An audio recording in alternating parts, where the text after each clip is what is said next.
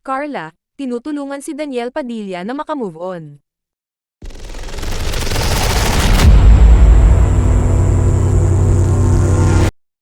Ibinahagi ni Direk Daryl Yap na tinutulungan ni Carla Estrada na makamove on ang anak na si Daniel Padilla sa hiwalayan kay Catherine Bernardo.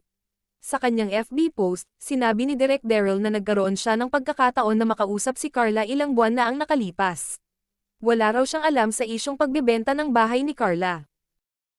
Aniya, sinamahan siya ng aktres na magtingin ng bahay sa South pero ang ending ay ito ang nakabili ng property. Marami kaming napag-usapan, pero isa lang ang tono niya, kahit di niya sabihin ng direkta, gusto niyang tulungan si Daniel, makahinga at makapag-move on, wika ni Direk Daryl.